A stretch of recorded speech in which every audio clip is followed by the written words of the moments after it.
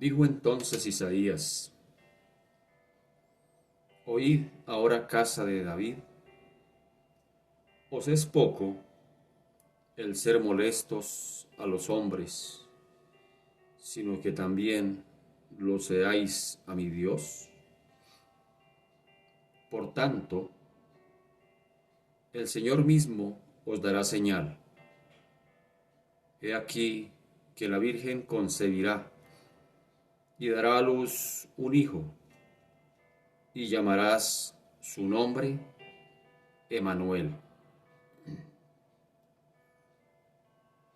Amado Padre, te damos gracias en esta mañana, Señor. Bendecimos tu nombre. Señor, mirando tu palabra, Señor, nos lleva a reflexionar cómo a lo largo de la historia del ser humano has venido anunciando, Señor, ese plan maravilloso para salvarlo. Has venido anunciando que tú eres Dios. Hace más de 4000 años, te presentaste a un hombre llamado Abraham, que venía de Ur de los Caldeos, que venía de una región politeísta, que venía de una región donde sus dioses eran el viento, la tierra, el cielo y el aire. Y según esa creencia de Ur de los Caldeos, ellos creían que esos dioses eran quienes habían creado todo lo creado. Y de allí venía Abraham, donde eran dioses caprichosos, dioses crueles, dioses que para mitigar de alguna manera su ira contra los seres humanos, había que ofrecer sacrificios de niños vivos. Esos dioses como el aire, esos dioses como la tierra, como el cielo, esos dioses que ellos, como el agua, a los que ellos atribuían la creación, a esos dioses a quienes ellos atribuían todo el respeto y el honor. Y de allí venía Abraham, de allí venía un hombre, y el Señor tiene que presentársele a Abraham, Señor, y decirle: no, yo soy el único Dios, no hay más dioses. Yo soy un Dios accesible, yo soy un Dios de amor, yo soy un Dios que se acerca a su creación, yo soy un Dios que se involucra con su creación. Yo no soy un Dios cruel, yo no soy un Dios diferente a los dioses, o soy un Dios diferente a los dioses que tú conoces, Abraham. Yo soy diferente a los dioses de Ur de los Caldeos. Yo no soy un Dios cruel, yo soy un Dios de amor, que me puedo acercar a ti, que tú te puedes acercar a mí. Lo único que te pido, Abraham, es santidad, porque sin santidad nadie verá al Señor. Sin santidad nadie me verá. Es lo único que yo exijo. Y llevas 4000 años, Señor, 4000 años presentándote, revelándote a esta humanidad. Unos años más adelante, tal vez unos 1300, 400 años más adelante, te presentas a otros hombres llamados profetas, como Isaías, el texto que acabamos de leer. El mismo Señor le dice a Isaías, le dice que por tanto el Señor mismo os dará señal. He aquí que la Virgen concebirá y darás a luz un hombre y llamarás su nombre Emmanuel.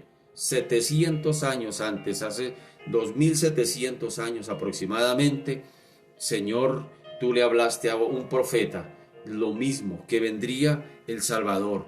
Llevas más de 4000 años hablándole al hombre cómo lo vas a salvar, qué le vas a dar, lo que vas a hacer para beneficiarle de no tener que pasar por un juicio de eternidad, de condenación. Tú mismo te proveíste, Señor, de la solución a lo que tu justicia demanda, la justicia tuya, lo que tus leyes morales exigen. Tus leyes morales exigen obediencia absoluta absoluta, tus leyes morales lo exigen. Y oh Dios, como ningún ser humano, ningún mortal en la tierra ha podido cumplir con esta demanda tuya. Tú dijiste por allá en Gálatas, bendito Señor, que maldito aquel que no obedeciere tus leyes, tus mandamientos. Y tú viniste, Señor Dios de la gloria, precisamente a eso, a Señor Dios de la gloria, a quitar la maldición que pesaba sobre los seres humanos ante la justicia santa y pura de Dios. Y Señor Dios de la gloria, le dijiste a Isaías que vendría, que sería a través de un niño que concebiría de una virgen, que concebiría de una mujer, es decir, virgen, de una mujer que no había conocido varón. De esa mujer vendría el Salvador. Y han pasado 2000 años largos y Señor, tú ya te cumpliste todo esto, ya se cumplió, y todavía al día de hoy, 4000 años de hoy, donde se habla de una sociedad civilizada, donde se habla de la civilización, donde se habla de posmodernismo, donde se habla de tecnología, donde se habla de la ciencia que ha avanzado, todavía parece increíble que el ser humano todavía se niegue a creer en ti. Qué increíble, bendito Señor. Qué increíble que han pasado casi 5000 años y todavía el ser humano, con su posmodernidad, con su avance tecnológico y científico, todavía el ser humano sea capaz de encrespar el puño y de decir: Dios no existe. Eso es un cuento, para mí Dios no existe.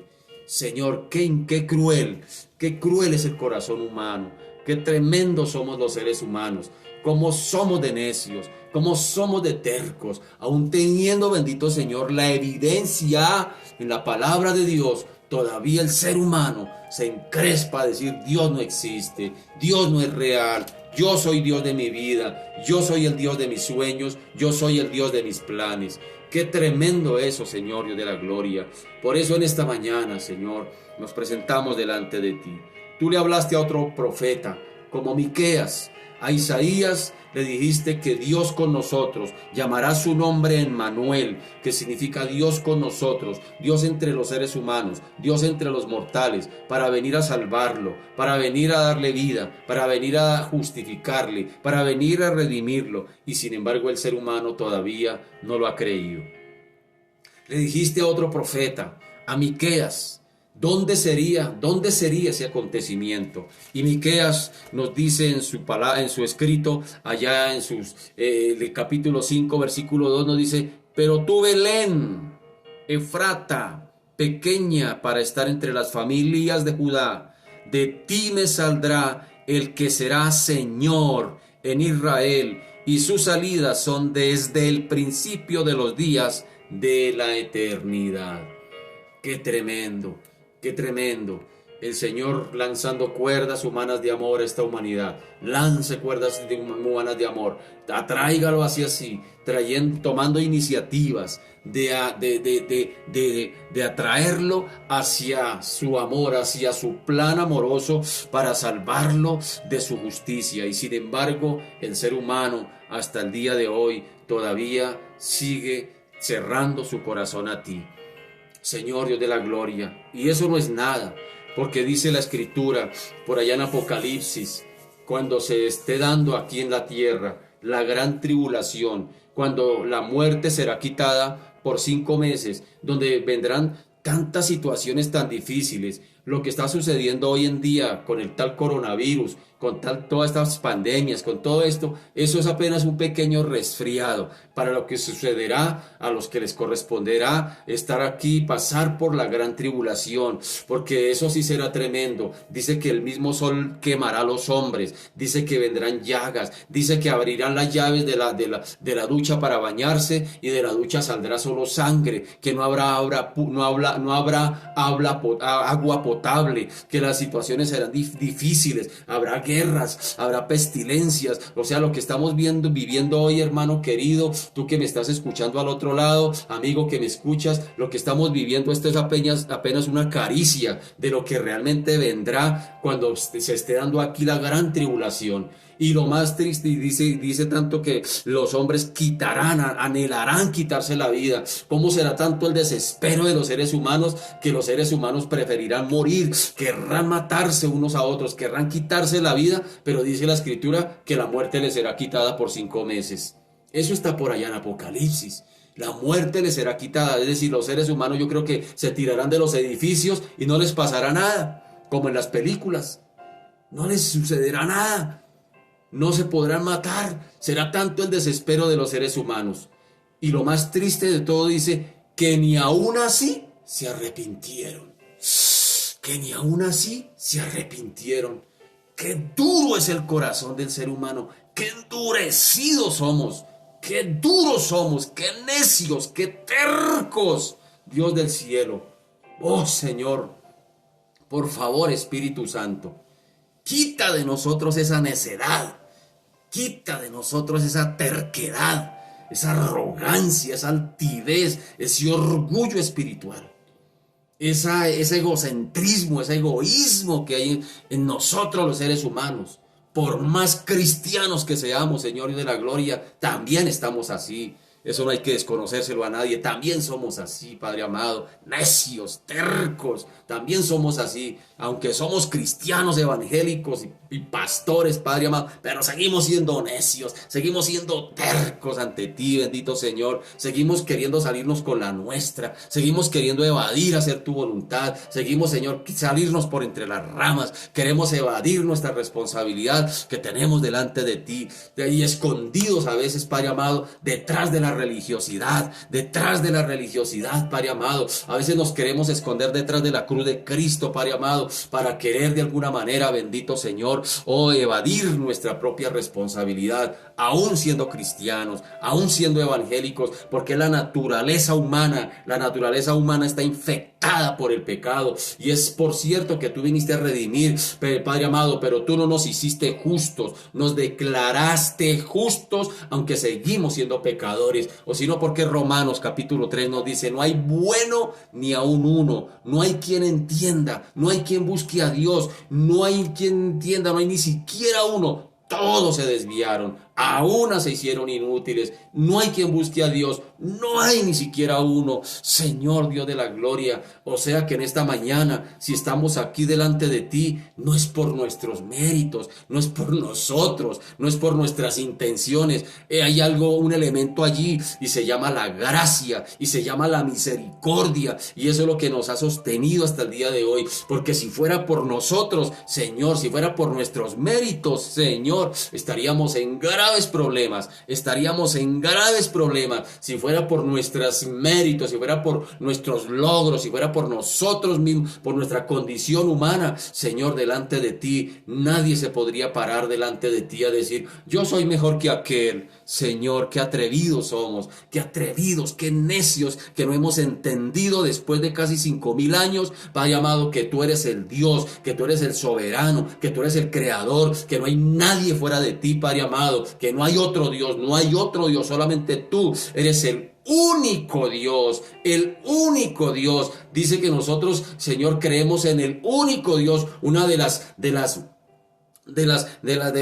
cláusulas de asambleas de Dios dice, una de las doctrinas de asambleas de Dios dice: creemos en el único Dios. No dice que creemos en un Dios, no dice creemos en un Dios manifestado en 3 personas distintas, Padre, Hijo y Espíritu Santo. No dice creemos en un Dios, dice creemos en el único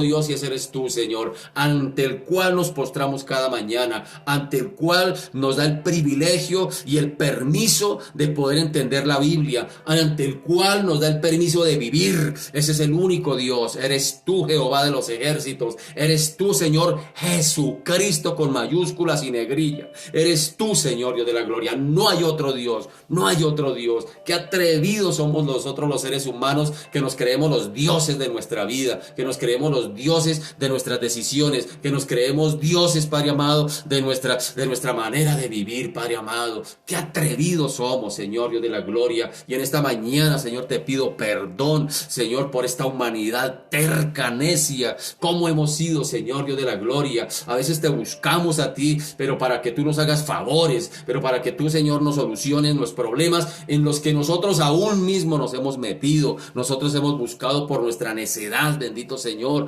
oh Dios de la gloria. Hoy, Señor Dios de los cielos, nos presentamos ante ti para ponernos a cuentas contigo, para dejar de estar jugando al evangélico, para ponernos serios, Señor Dios de la gloria, y tomarte en serio, porque tú sí nos has tomado en serio. Tú no estás jugando con nosotros, Señor. Tú no estás jugando, Padre amado, a los cristianos. Tú nos has tomado muy en serio a esta raza humana y a quienes decimos ser llamados tus hijos, a quienes decimos ser llamados evangélicos, a quienes decimos ser llamados cristianos. Por eso, Señor Dios de la gloria, qué tremendo, qué tremendo. Nos mandaste los patriarcas, nos mandaste los profetas, nos mandaste tu Hijo, nos mandaste a Pablo para que nos predicara el evangelio a los gentiles, nos mandaste los apóstoles, nos has mandado, Señor Dios de la gloria, a lo largo de la historia, Señor, todos los elementos para, Señor Dios de la gloria, decirnos que tú eres real. Y hasta el día de hoy todavía nosotros nos creemos dioses de nuestra vida. Qué triste eso. Qué tristeza con eso, Señor Dios de la gloria. Por eso hoy, Señor, ayúdanos. Hoy nos queremos poner a cuentas. Hoy queremos, Señor Dios de la gloria, decirte perdónanos. Perdónanos cuando no te hemos tomado en cuenta, cuando hemos querido solucionar los problemas, Señor, las situaciones en las que nosotros mismos nos enfrascamos, Señor, sin ti, en las veces que te hemos sacado, Señor, de los planes, en las veces que tú no estás dentro de nuestra agenda, en las veces que estamos agendados con miles de tareas, pero cuando miramos la agenda, no estás tú. No estás tú, no está el tiempo para la oración, no está el tiempo para el estudio bíblico, no está el tiempo para hacer tu voluntad, no está el tiempo para servirte, no hay tiempo, porque yo soy el Dios de mi vida y yo quiero solucionar mi vida según mis fuerzas, según mis planes, según mis proyectos, según mi forma de creer en ti. Señor, hoy tendríamos que desajustarnos de nuestra manera de creer, de nuestra manera de vivir, de nuestra manera, Señor, Padre amado, de proyectarnos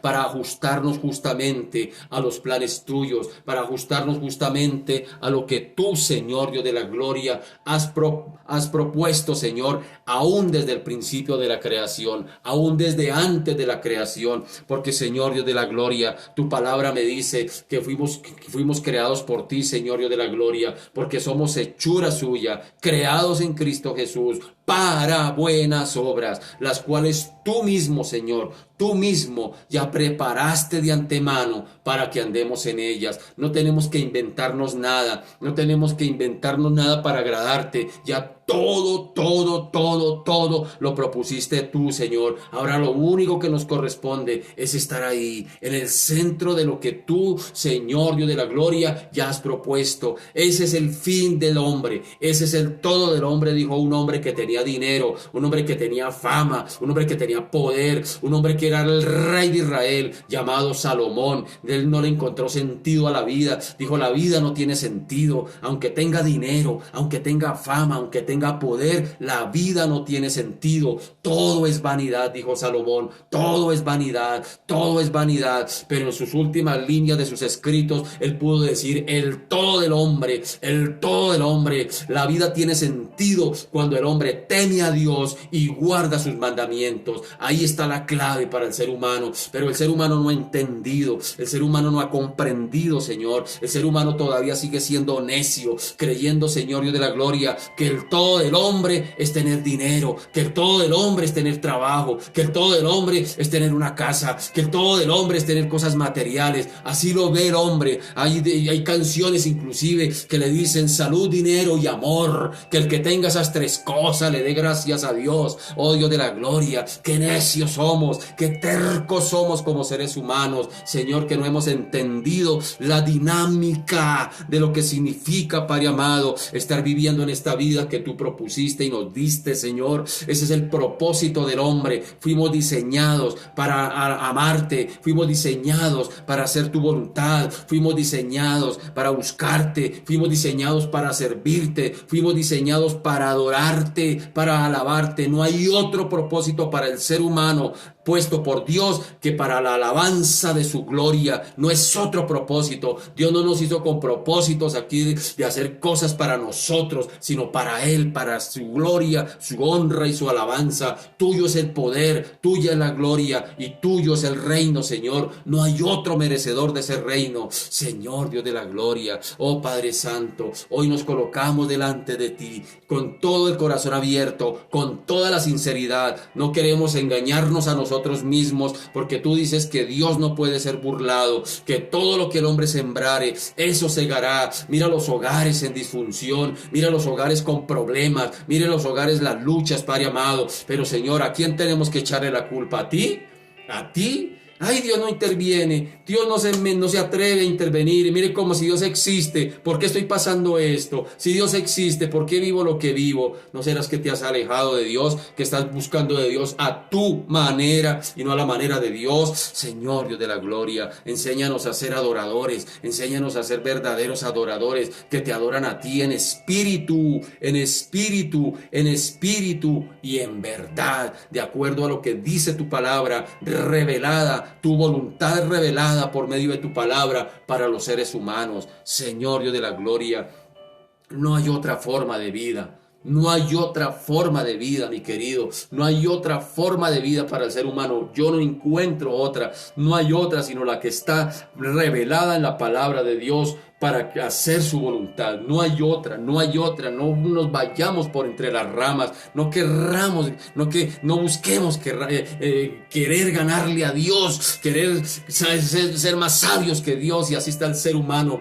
Han pasado más de 4000 años donde tú le dices al hombre cómo es que hay que vivir, cómo es que hay que adorar, cómo es que hay que vivir la vida, y sin embargo todavía no la hemos aprendido, todavía no la tenemos clara. Todavía pensamos que la vida es amontonar, todavía pensamos que la vida es correr de aquí para allá, afanados por lo temporal. Señor Dios de la gloria, cuando tú nos has propuesto, Señor, una eternidad, que son 80 años en esta temporalidad, frente a una eternidad que nos espera, Señor Dios de la gloria. Pero dice la Escritura, lo que sembremos, segamos. Y tú dices, Padre amado, que todos nosotros tendremos que dar cuenta. Dice, cada uno dará cuenta lo que haya hecho mientras estaba en este estuche en el cuerpo, sea bueno o sea malo. Señor Dios de la gloria, ayúdanos, Señor. Ayúdanos, por favor, como bien diría el salmista David. Él se cuidaba de eso.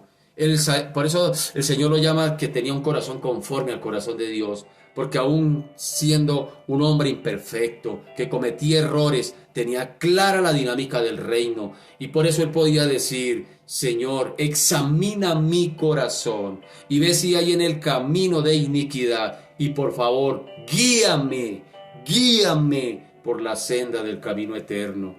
¿No sería apropiado que ese sea el motivo de tu oración y de mi oración cada día?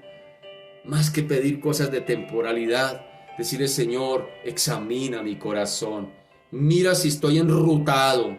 Mírame si voy por buena ruta o si me he salido de la ruta, Señor, de tu propósito. Y si es así, entonces guíame por la senda del camino eterno. Guíame por la senda, Señor, que tú trazaste de mi destino eterno. Señor Dios de la gloria, guíame porque, Señor, yo tiendo a desviarme. Este mundo me entretiene, este mundo me distrae, este mundo luchará por todos los medios para sacarme de la carrera que tengo por delante. Dijo Pablo, no que lo haya alcanzado todo, sino que prosigo a la meta del supremo llamamiento donde está Jesús. Señor Dios de la gloria, ¿cómo necesitamos, Señor Dios de la gloria, cambiar nuestra forma de orar? ¿Cómo necesitamos, Señor Dios de la gloria? No sabemos orar. Bien lo dice Pablo allí en la carta a los Romanos 8:26. Nosotros no sabemos pedir como conviene. Muchas veces pedimos es como nos conviene. Pero dice la Escritura que el Espíritu Santo mismo intercede por nosotros con gemidos indecibles para guiarnos a orar conforme a la voluntad del Padre.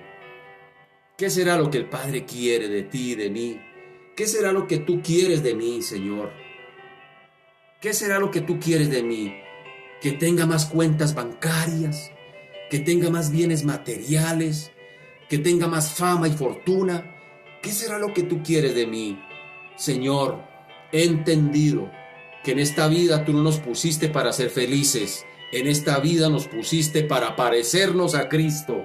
Ese es el fin del hombre, no para ser felices, es para parecernos a Cristo. Ese es el propósito por el cual tú, Señor, nos has creado, has permitido que nazcamos, has permitido que crezcamos, has permitido, Señor, Dios de la gloria, que tengamos los años que tenemos, has permitido que hoy se abran nuestros ojos. El propósito es para parecernos a Cristo, no es para más. Lo demás dice la Escritura claramente que será añadidura.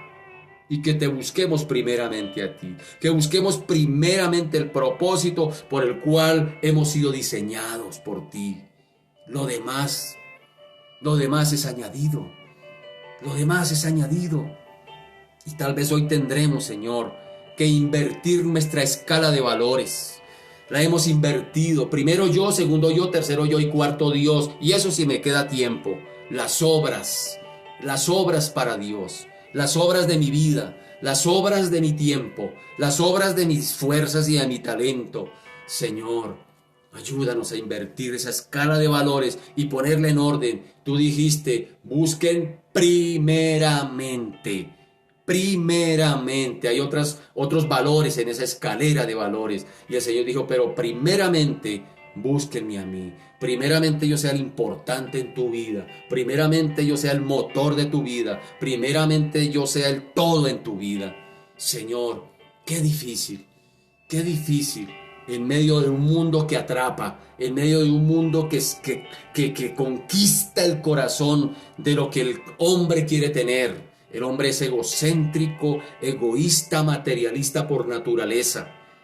Y ahí está el mundo para ofrecerle al hombre lo que el hombre quiere. Pero el Señor dijo, qué pena con ustedes, mis queridos. Nadie puede servir a dos señores. O están con el uno o amarán al otro. Pero no podrán.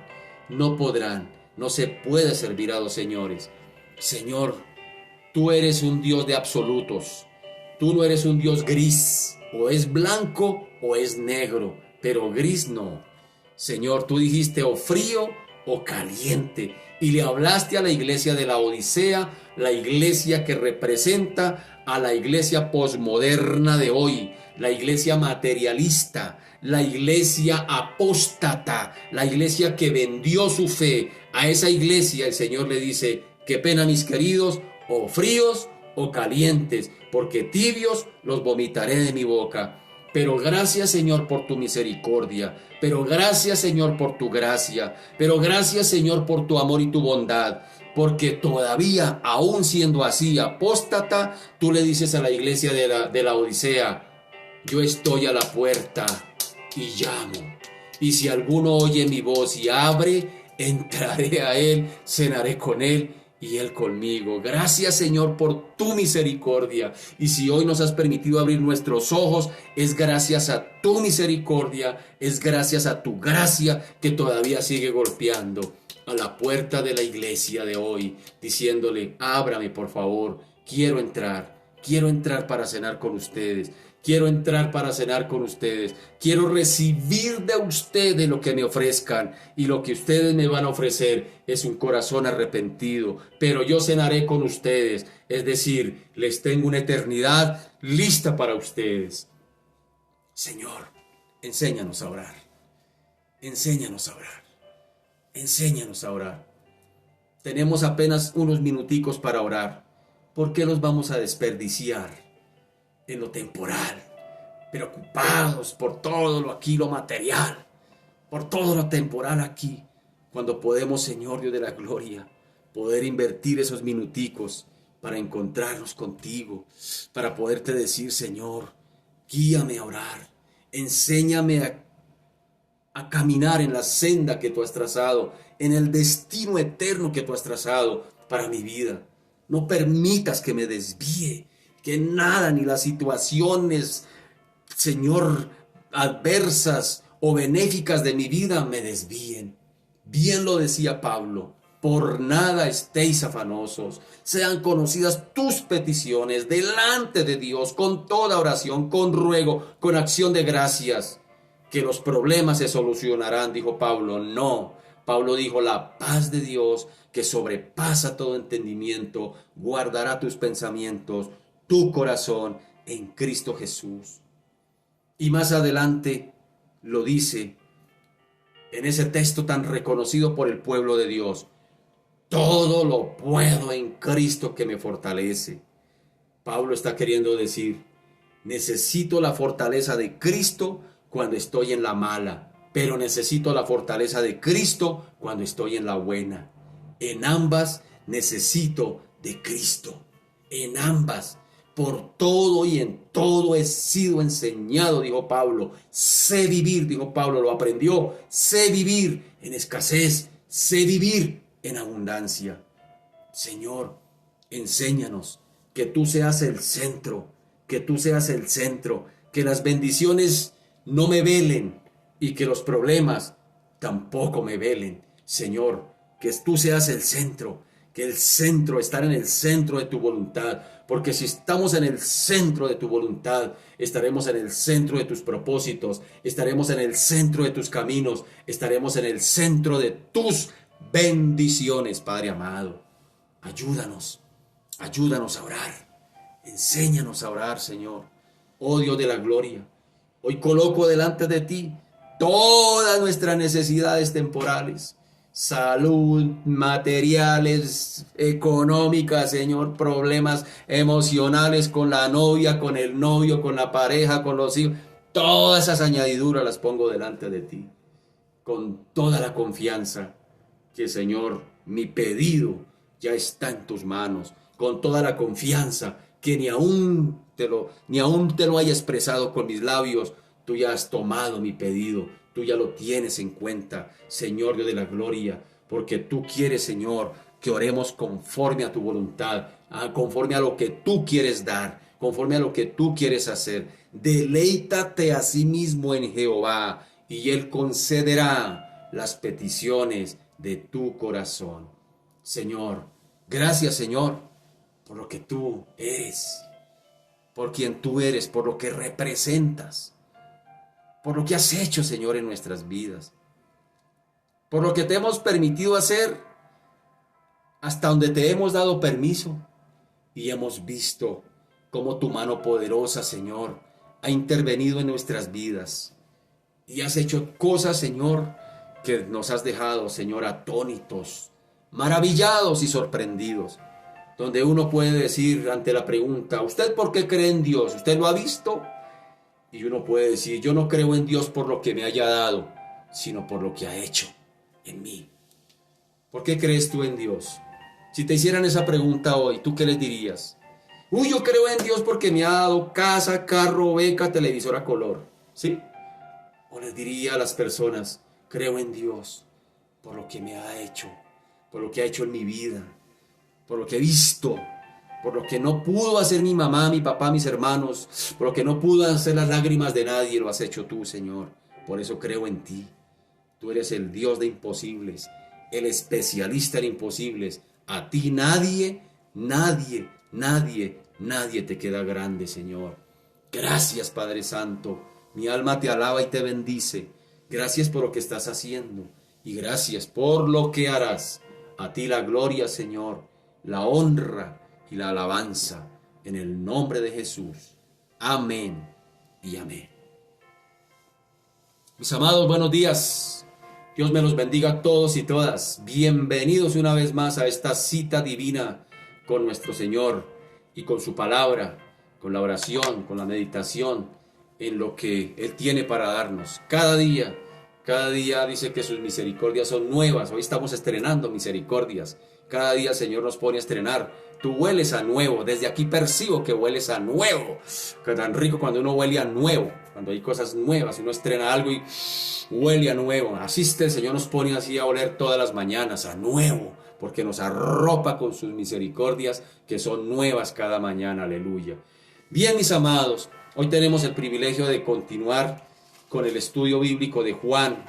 Damos gracias al Señor porque nos da ese privilegio de poder comprender su palabra.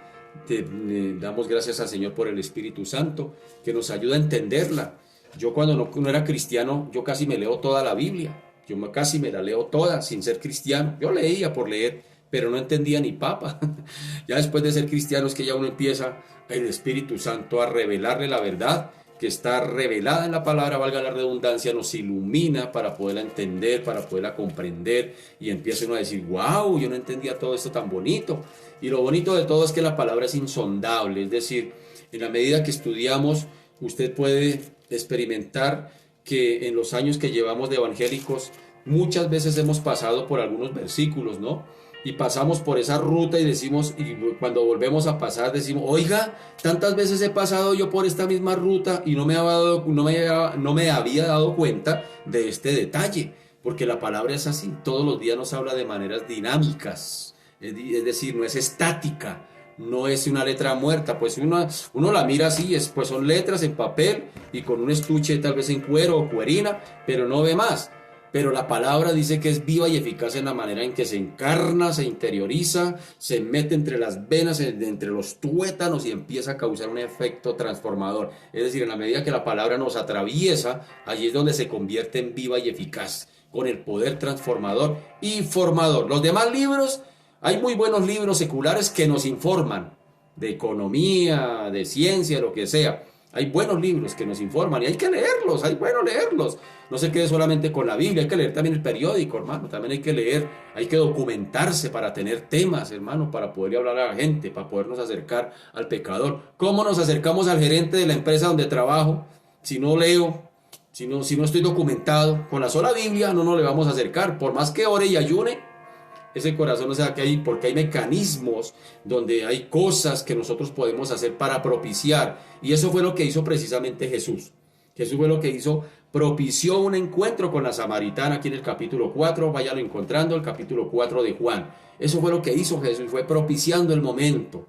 Él oraba por las noches, claro que sí, noches enteras orando, también ayunaba, también tenía sus momentos de quietud y de intimidad con el Señor para hacer la tarea que necesitaba hacer, pero también actuaba, también movía humanamente, propiciaba los momentos, como en este caso que bien claro nos lo explica aquí en el capítulo 4, que es una herramienta muy bonita para evangelizar de una manera personal. Al final del capítulo 4, cuando terminemos, me voy a comprometer a darle unos tipsitos acerca de cómo evangelizar de una manera personal, que no me los inventé yo, están ahí están, toca es descubrirlos, toca es mirarlos y decir, oiga, sí, miren, qué bonito eso, cómo evangelizar a las personas de una manera, evangelismo personal, porque hay evangelismo personal y hay evangelismo que salimos en las calles y pues eso ya no existe, prácticamente eso ya está mandado a recoger, el golpear casa a casa y oiga, buenos días, Cristo te ama, eso ya casi no se usa. Es más efectivo el evangelismo relacional, cuando usted busca relaciones con las personas, cuando usted empieza una amistad con ellos, a darles testimonio, a servirles, que es muy importante, importantísimo ese detalle. Cuando empieza a servir, usted va abriendo campos, va abriendo puertas, el Señor empieza a abrir puertas para que en un momento a otro, esa misma persona en algún momento a otro le diga, hola China, chino, ya cuando hay una intimidad, hay una amistad, hay una empatía, oiga chino, usted que es evangélico, ore por mí, y ahí, ¡pum!, el Señor está abriendo el portón para predicar el evangelio. Eso fue lo que hizo Jesús en algo tan sencillo. Mujer, dame un vaso de agua. Y esta empezó a mirarlo, pero este viene todo polvoriento, descalzo, en sandalias, esos pies tal vez todos curtidos de tanto caminar, viene todo sudado ahí, viene todo maloliente, tal vez inclusive, tal vez de las mismas caminatas de Jesús. Y sin embargo, ella ve eso.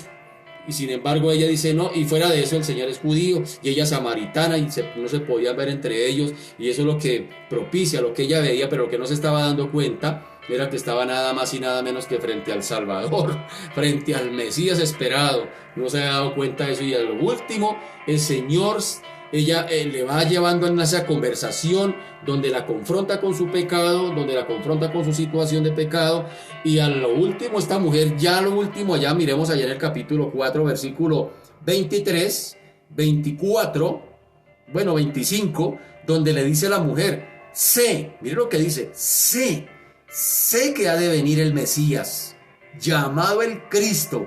Cuando Él venga, nos declarará todas las cosas. Versículo 26, Jesús le dijo, yo soy el que habla contigo. Tremendo eso. El Señor de una vez le presentó a Cristo en persona, le dijo, yo soy el que habla contigo. De una vez puso a la mujer, de una vez no quedó más, no quepa la menor duda. Y vamos a ver lo que pasa a continuación. Hoy vamos a hablar, recordemos un momentico que el capítulo 4 de Juan es un capítulo que tiene bastantes versículos, 42 versículos tiene, es un capítulo bastante largo que lo hemos bosquejado en 4 partes. ¿Se acuerda que hablamos de 4 partes? Que ya hemos hablado prácticamente, hoy estamos llegando al final de la tercera. Hablamos la primera, que fue la partida de Jesús hacia Galilea y su paso por Samaria. ¿Dónde está eso? En Juan 4, versículo 1 al 4. Vimos una segunda parte que es la que estamos viendo ahora, o la que ya vimos, que fue la conversación de Jesús con una mujer samaritana, que es la que vamos a terminar Dios mediante hoy. Es decir, está entre el capítulo 4 en el versículo 5 al 26. Es bastante larguita la conversación que tuvieron ellos dos. Pero hoy nos vamos a adentrar en la conversación que Jesús tuvo con sus discípulos. Eso está en Juan 4, pero está en el versículo 8, está en el versículo 27 y después está entre el versículo 31 al 38, donde los discípulos de Jesús entran en escena aquí. Y es muy importante tener en cuenta lo que ellos hacen frente también a lo que hace la samaritana. Porque vamos a ver, por ejemplo, el versículo 8 del capítulo 4, aparecen los discípulos. Miremoslo allí en detalle. Miremos lo que dice el capítulo 4, versículo 8. Miremos el 7 para mirar el contexto. Dice, vino una mujer de Samaria a sacar agua. Y Jesús le dijo, dame de beber. Pero mire cómo se interrumpe de una manera, allí hay una interrupción en el versículo 8. Pero es una interrupción condicionada o a propósito. No es que el escritor se haya equivocado o esté escribiendo en desorden. Aparentemente, si usted va en detalle, pareciera que aquí se estuviera escribiendo en desorden, pero no, todo tiene un propósito. Mire, vino una mujer de Samaria a sacar agua y Jesús le dijo, dame de beber. Dice en el versículo 8, pues sus discípulos, inmediatamente el escritor atraviesa a los discípulos acá, pues sus discípulos habían ido a la ciudad a comprar de comer. Y retoman el versículo 9 de nuevo. La mujer samaritana le dijo, ¿sí notan eso? ¿Cómo los discípulos están incrustados allí? En el versículo 8, entre el versículo 7 y el 9, los discípulos los mete Juan ahí, pero vuelve y los mete acá. Bueno, esa parte ya la explicamos, de que Jesús necesitaba estar a solas con esta mujer. Esta mujer vino al filo del mediodía a sacar agua, recordemos eso. Sin embargo, Jesús sabía que esta mujer iba a ir a solas porque a mediodía no era la costumbre de ir a sacar agua, sino que ya hemos explicado el contexto del por qué esta mujer iba a mediodía.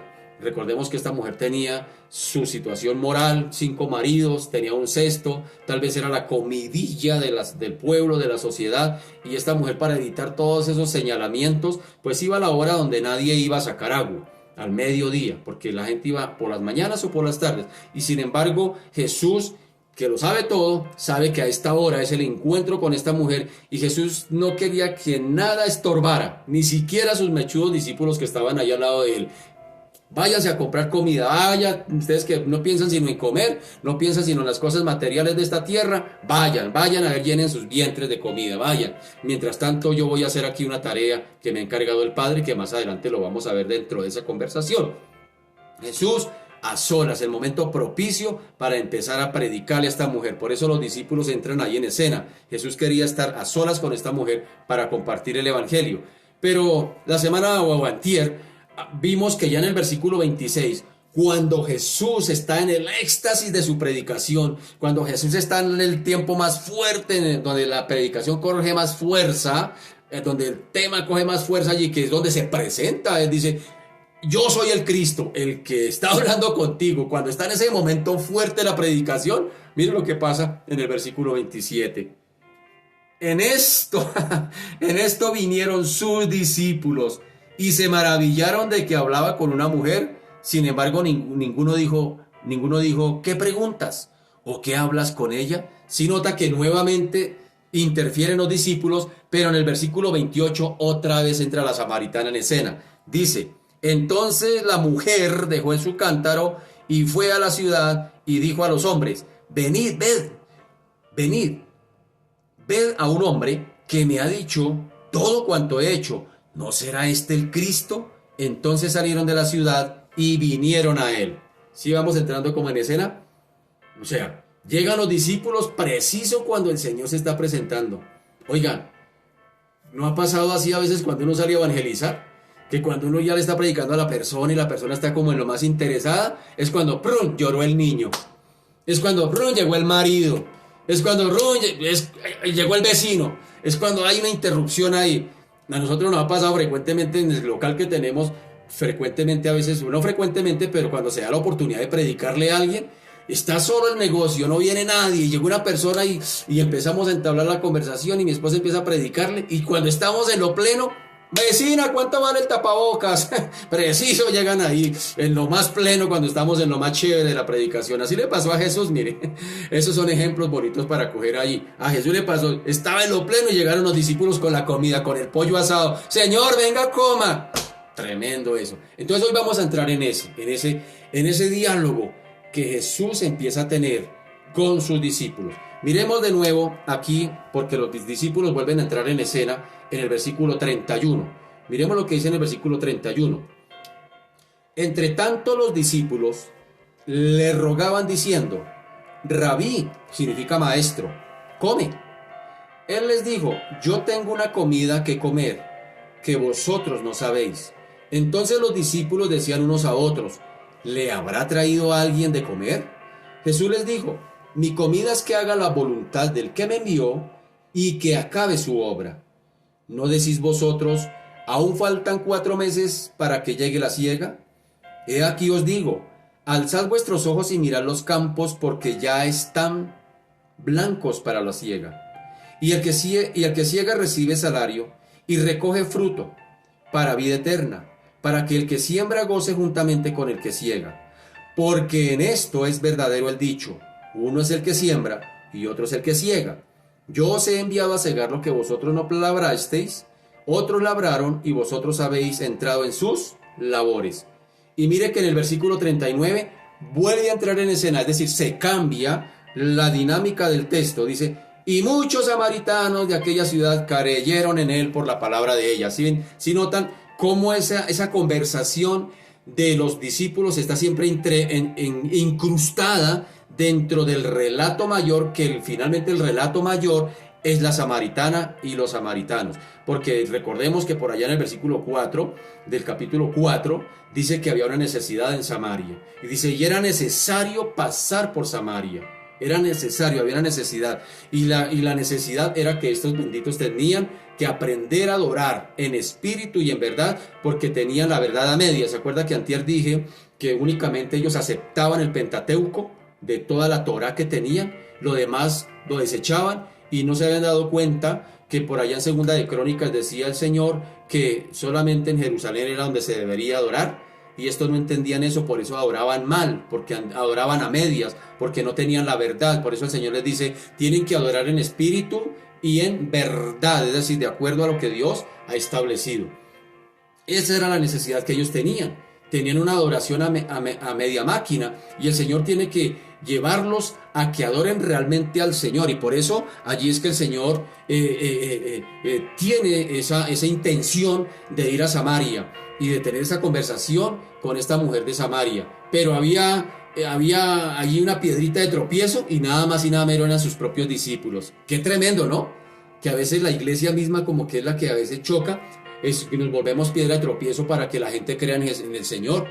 ¿O no nos parece común en estos tiempos donde uno le va a hablar a la gente de Cristo y la gente se va a la defensiva y dice, no, no me hable de eso, esos evangélicos son solo ladrones, tramposos, yo tengo empleados evangélicos y llegan tarde y eso hacen el trabajo a medias y hacen, o sea, qué tremendo, ¿no? Qué tremendo cómo la iglesia misma a veces nos volvemos piedra de tropiezo para que la gente quiera creer en Cristo. Pues no es extraño, mira, aquí los discípulos siempre se metían ahí donde el Señor estaba predicándole a la samaritana.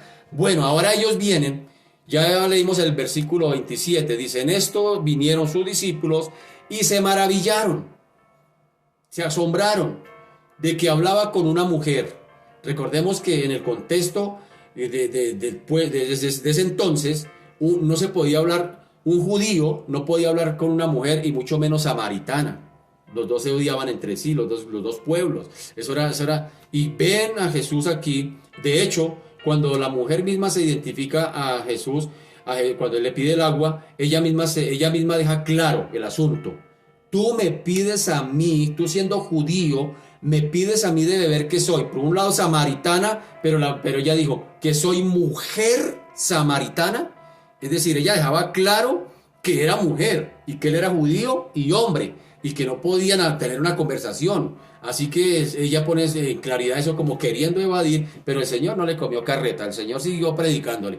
Entonces, versículo 28 al 30 dice, entonces la mujer dejó su cántaro y fue a la ciudad y dijo a los hombres, venid, ved a un hombre que me ha dicho todo cuanto he hecho, ¿no será este el Cristo? Entonces salieron de la ciudad y vinieron a él. Y nuevamente entran en escena los discípulos. Entonces vamos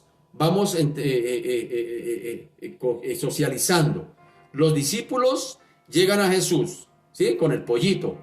La mujer se fue a predicarle a los samaritanos y el Señor se queda allí esperando a la samaritana. El Señor sabe que ella va a volver, que ella va a regresar, porque ya está tocada, porque el Señor ya le dijo que Él era el Cristo. Y esta mujer salió despavorida, no asustada, sino se fue a predicarle a los hombres de Samaria.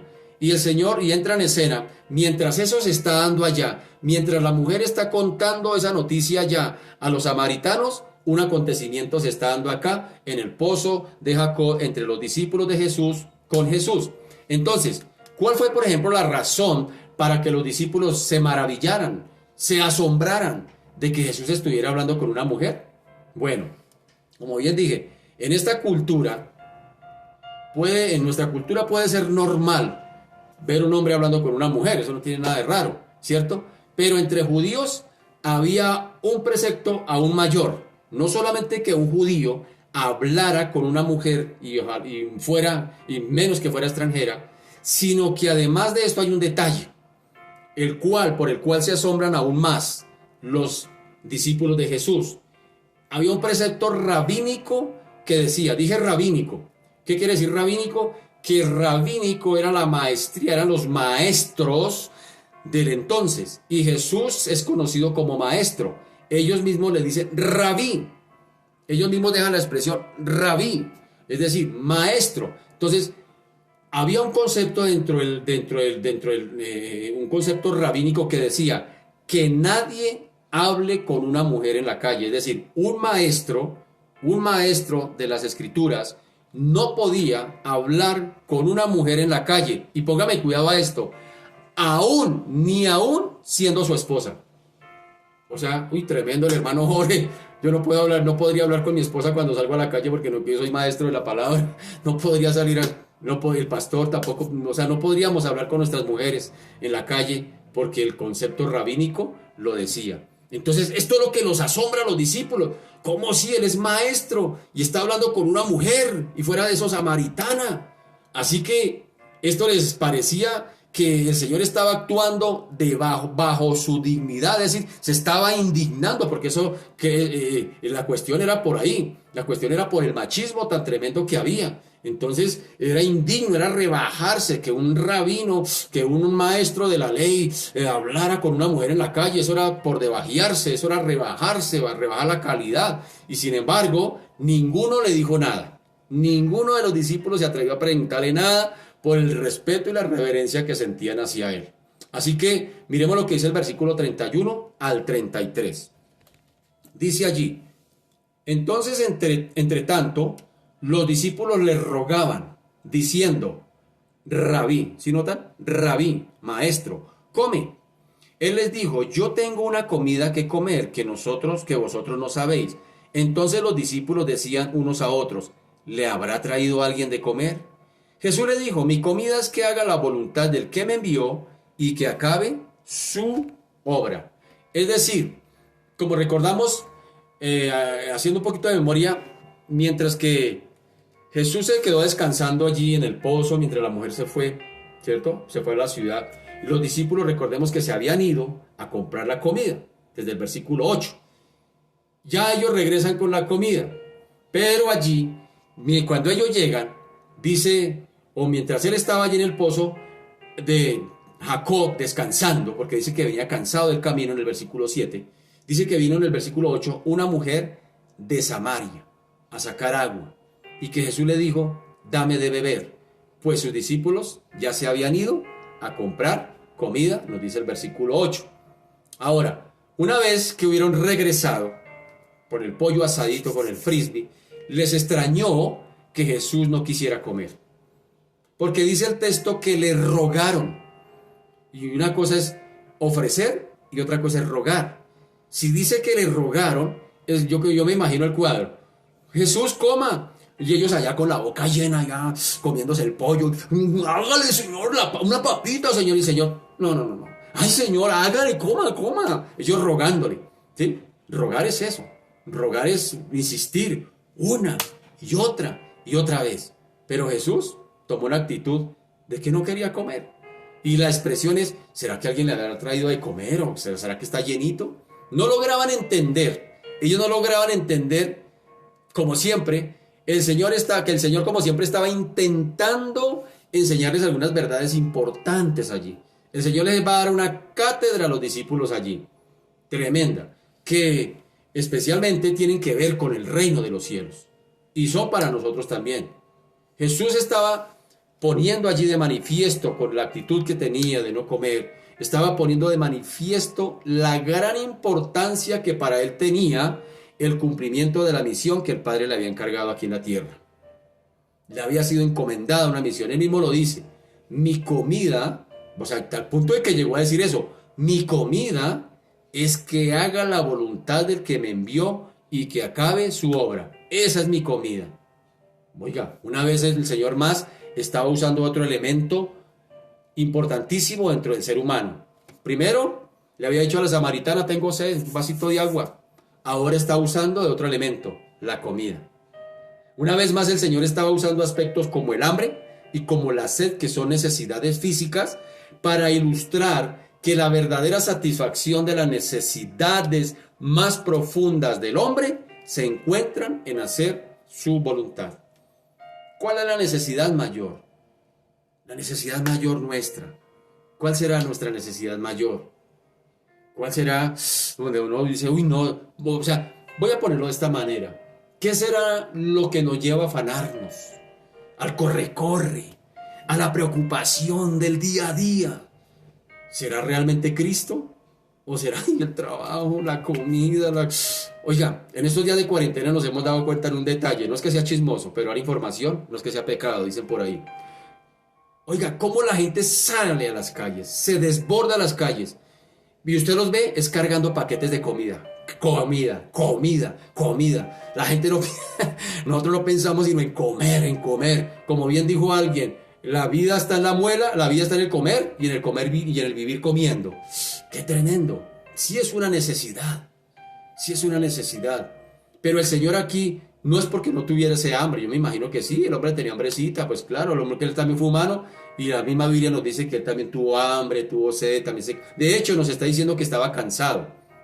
El mismo texto Juan nos lo deja claro. Dice, y estaba cansado del camino. Y se sentó en el pozo de Jacob. ¿Sí? Y en esto vino una mujer a sacar agua. O sea, el mismo Juan, como lo decía en días pasados, él, a pesar de que él nos quiere, en su escrito, en su evangelio, nos quiere mostrar la divinidad de Cristo, también nos deja ver la naturaleza humana de Cristo. En todo su esplendor, nos abre el panorama para poder mostrarnos las dos naturalezas, 100%. Así que Jesús le dice, no, mi comida es que haga la voluntad del que me envió y que acabe su obra. Así que el Señor estaba dejando en claro, dejaba de lado su alimento material por el interés que tenía en la obra que su padre le había encomendado, hacer la obra magna que le había encomendado. Mi comida es que haga la voluntad del que me envió y que acabe su obra.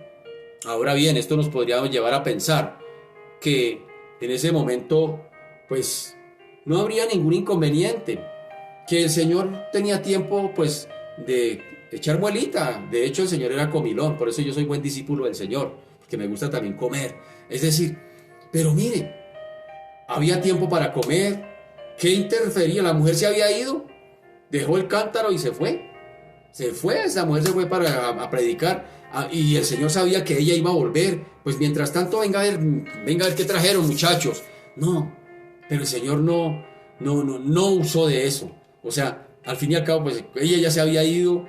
Entonces, ¿por qué no aprovechar el espacio para reponer un poquito de fuerzas allí, comer, echar algo de alimento al cuerpo? Es probable que a nosotros nos cueste entender la actitud de Jesús. Porque, ¿saben qué?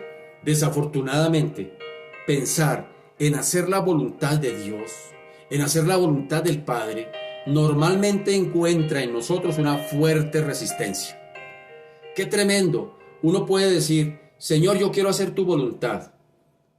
Y el condicionado, pero siempre y cuando no vaya en contra de la mía. Yo quiero hacer tu voluntad, pero siempre y cuando no vaya en contra de la mía. Y aquí es donde entra la palabra: para poder obedecer al Señor. Óigame bien, para poder obedecer al Señor necesitamos hacer algo que se llama el desajuste. Yo necesito desajustarme de mi manera de creer inclusive en Cristo. Es que para mí la vida cristiana es esto. No. Necesito desajustarme de mi manera de creer, de mi manera de pensar, de mi manera de vivir. Necesito desajustarme de muchas cosas en las que yo me he incrustado allí para poderme ajustar a la voluntad del Padre. Eso se llama. Y de hecho, el solo hecho de desajustarse para ajustarse a la voluntad del Padre ya es un desajuste importante. ¿Saben cuál es el problema? Que hay un problema que lo quiero nombrar. El problema es que el Señor siempre nos llama a hacer su tarea. Siempre nos llama. Siempre llamará a hacer algo. Te llamará a hacer algo. ¿Y saben cuál es el problema nuestro como seres humanos?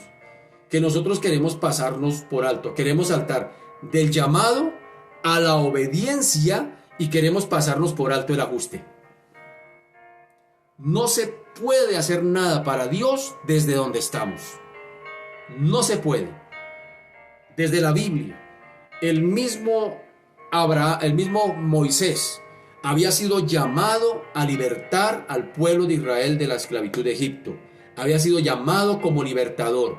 Pero él tenía un negocio allí, que era el negocio de las ovejas de su suegro Jetro, pastoreando las ovejas. Tenía un negocio ajeno, era administrador de ese negocio, y él no podía irse y presentarse ante Faraón con todo el remanente de ovejas allá. ¿Se imagina? Tenía Moisés que tomar una decisión, y se presenta ante su suegro y le dice: el Señor me llamó y le entrego mi renuncia. Y Jetro le dijo: ve, haz lo que tengas que hacer. Moisés no podía ser libertador del pueblo de Israel siendo pastor de ovejas. Otro ejemplo, David siendo pastor de ovejas. David no podía ser rey de la nación de Israel siendo pastor de ovejas. Tendría que dejar el negocio de las ovejas. Imagina a David en el reino, en el palacio, con todo ese reguero de ovejas ahí. No se puede. Jesús o Pablo no podía ser el predicador del evangelio a los gentiles odiando a los cristianos.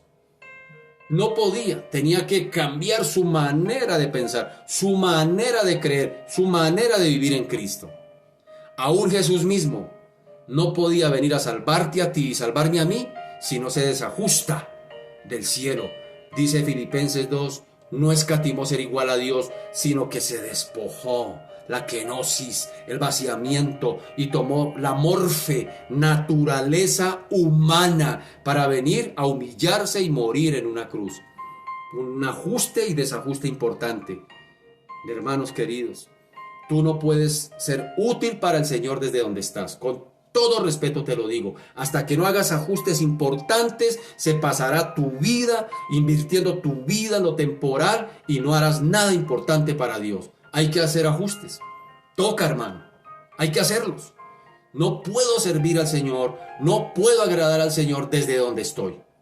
Desde donde mis prejuicios cristianos, David, Moisés, Daniel, todos los hombres de la Biblia que usted ve que fueron útiles en las manos del Señor para un propósito en su época y en su tiempo y transformar su mundo del entonces, tuvieron que hacer ajustes importantes. Y usted y yo no somos la excepción. Es lo que el Señor les quiere enseñar a los discípulos. Ellos están pensando en el pollo frisbee. Ellos están pensando en la comida. Ellos están pensando en lo temporal. Y el Señor les quiere enseñar una lección. Les dice, no, mi comida es que haga la voluntad de mi Padre y que acabe su obra. Esa es la voluntad. Así que, qué tremendo eso, ¿no? A veces nosotros oramos de esa manera. Señor, muéstrame cuál es. Mira, una oración incorrecta. Una oración incorrecta es, Padre, ¿cuál es tu voluntad para mi vida? Esa es una oración mal hecha. Porque es una oración que está pensando en mi vida, no en Dios. Es una oración egocéntrica. Ay, ¿cuál es tu voluntad, Señor, para mi vida? Oración mal hecha. Porque no está pensando en Dios, está pensando en su vida. ¿No sería más bien, Padre, cuál es tu voluntad donde yo estoy? Y donde tú estás en tu voluntad, ahí quiero estar.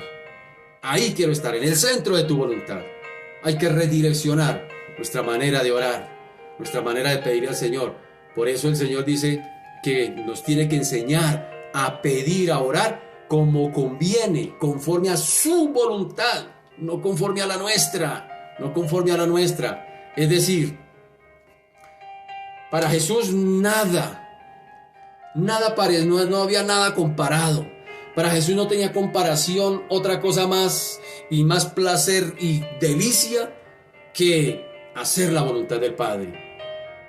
Cuando Él tenía delante la posibilidad de llevar el Evangelio al perdido, cuando tenía la posibilidad de atender una necesidad allí acerca del reino de los cielos en los pecadores, eso producía deleite en el Señor. El Señor allí se olvidaba del cansancio, se olvidaba de la fatiga, se olvidaba de lo que fuera. Para Él el Evangelio no era una carga. Y aquí hay otro asunto a que tratar. ¿Saben que para muchos el Evangelio se les convirtió en carga? Ay, toca orar. Toca orar porque como ahora soy evangélico, toca leer la Biblia. Ahora me toca diezmar. Ahora me toca servir.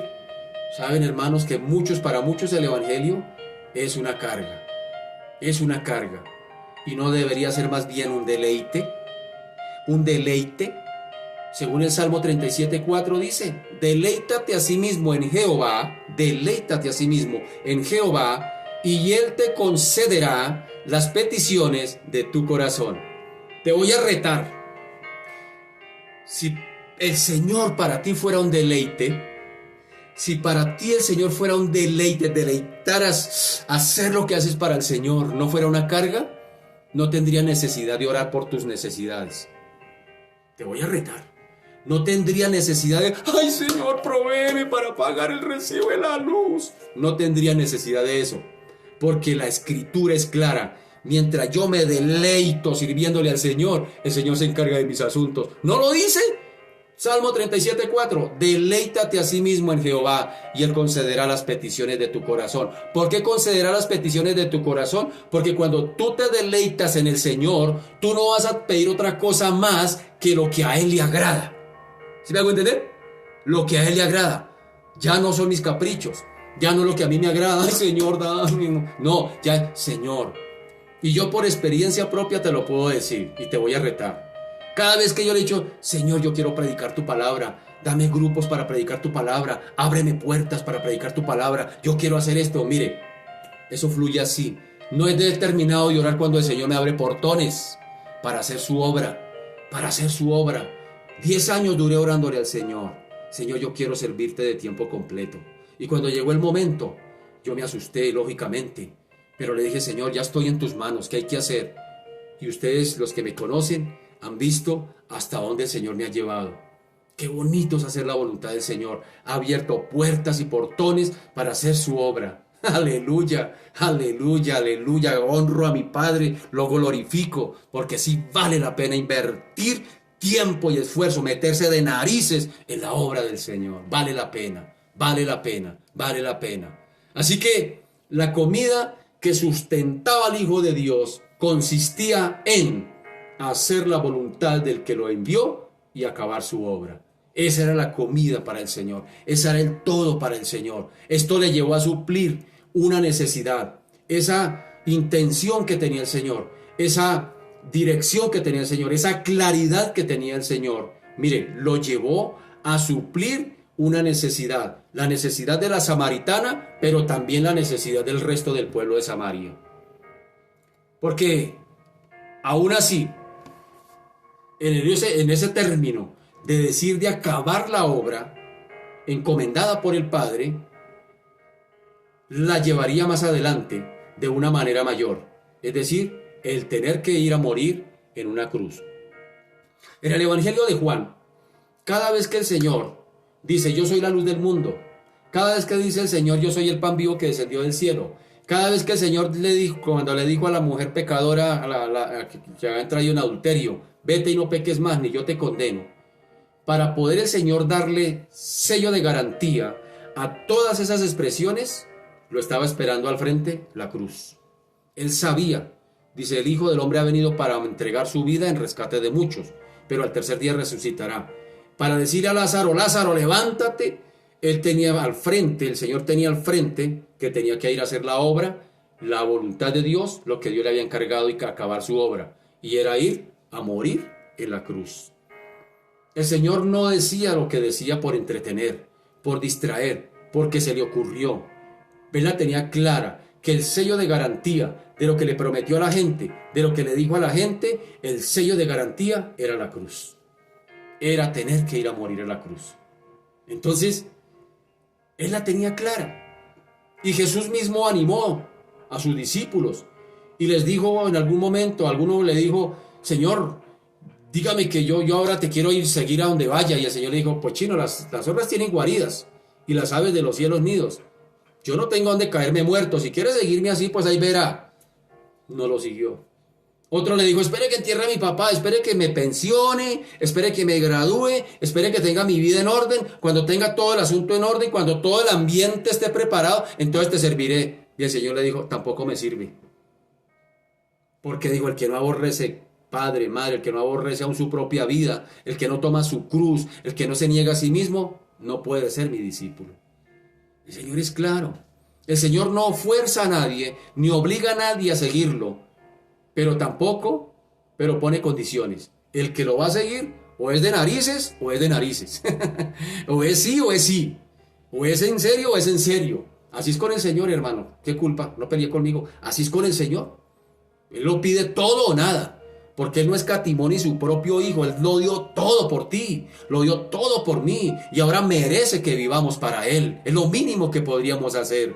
Invertirnos todo. Jugárnosla toda por Él. Aleluya. Ahí lo estoy animando. Ahí lo estoy animando. Así que, en este sentido, es cuando adquieren un valor especial. Cuando el Señor piensa en la cruz. Cuando el Señor piensa que acabar la obra y hacer la voluntad del Padre es ir a la cruz. Es donde cobran sentido las palabras de Marcos, capítulo 14, verso 36, donde el Señor dijo, Abba, papito, que es el diminutivo del arameo papá, Abba, pa, papi, pa, pa. O sea, eso estrecha, eso da a entender una relación íntima y más que íntima. Abba, Padre, todas las cosas, papito, todas las cosas para ti son posibles. Aparta de mí esta copa, pero que no sea lo que yo quiero, sino lo que tú. Qué bueno que un día podamos decir eso al Señor. Señor, que no sea lo que yo quiero. Yo quiero servirte, pero no a mi manera, que sea como tú. Que sea como tú. Que sea como tú quieres. Y el Señor les dice en el versículo 35. Verso 35 les dice, ¿no decís vosotros, aún faltan 4 meses para que llegue la siega. He aquí os digo, alzad vuestros ojos y mirad los campos, porque ya están blancos para la siega. Noten eso allí, versículo 35. El Señor les dice, les da una expresión muy importante acá. El Señor, había un dicho popular entre ellos que ellos decían, todavía los campos no están listos, todavía falta un poco de tiempo. Es decir, en este momento, acabar su obra implicaba atender a los samaritanos que venían en camino. Ya venían pronto en camino. Es decir, lo que el Señor comenzó con la samaritana, con un vaso de agua, de predicarle a ella, eso tenía que ser completado. ¿Cómo sí? Es decir, la mujer se fue a predicarle a los samaritanos y ellos venían en camino y el Señor lo sabía y esa obra tocaba completarla. Había que completarla. De nada hubiera servido si le predica a la samaritana y el Señor se va. El Señor no la espera. El Señor estaba esperando ese momento, que es lo que vamos a ver, si Dios permite, en nuestra próxima cita. Es lo que vamos a ver, lo que pasó con los samaritanos y Jesús cuando llegaron de nuevo, cuando llegaron ahí que los trajo la samaritana. Entonces el Señor está esperando ese momento. Por eso el Señor cuando les dice, alcen los ojos, muchachos, que los campos están listos para la siega. Por un lado, se está refiriendo a que vienen los samaritanos con hambre y sed de Cristo y que hay un trabajo por hacer. Saben, hermanos, que nosotros, como muchas veces lo he dicho, predicamos un evangelio a medias. A medias. Y qué triste cuando a veces inclusive se predica a alguien y se coge la lista, el nombre de la persona. Toma hermano Jorge para que ore. Toma hermano fulano para que lo llame. Oiga, ese trabajo es suyo. Si el Señor se lo regaló a usted para discipularlo, para predicar el evangelio, cójalo. Es suyo, es su discípulo. No le bote la pelota a otro, porque eso es lo que se ve en las iglesias. Ay, llevémoselo al ministerio de evangelismo. Que ellos sean los que lo llamen, los que lo discipulen. Ahora, el Señor no dijo, vayan y evangelicen, porque cualquiera puede salir a evangelizar. El Señor dijo, vayan y hagan discípulos. Y hacer discípulos es dar a luz un hijo. Y como dijo alguien, las iglesias de hoy, la iglesia posmoderna, quiere ser la señorita.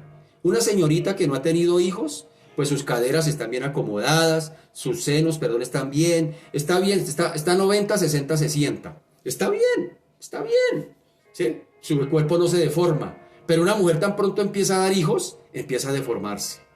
¿Sabe que la iglesia de hoy es así? La iglesia apóstata de hoy es así. Una iglesia señorita que no quiere dar hijos espirituales, que no está dispuesta a pagar el precio, que no está dispuesta a darse por los hijos espirituales.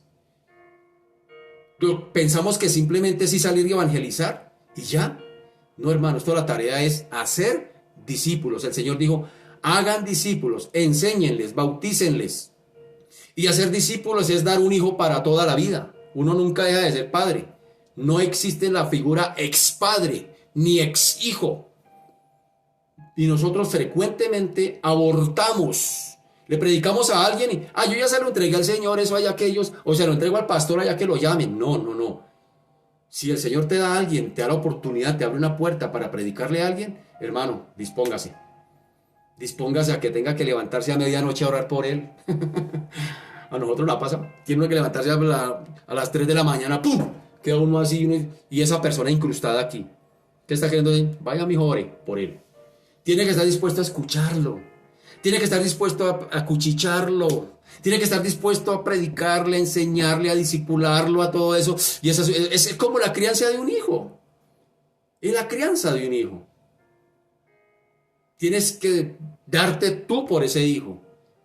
Para que cuando veas a ese hijo dando fruto, dice más adelante aquí, se goza con ese fruto. Se goza con ese fruto. Se goza. Qué bueno que un día podamos decir, cuando veamos a alguien que está predicando el evangelio y decir, me gozo de ver ese discípulo mío allá predicando. Yo me gocé en los últimos días antes de entrar a las puertas de la cuarentena. Me gozaba. Yo viendo a María Carmenza predicando en estos espacios de la mañana y en la iglesia, una discípula mía.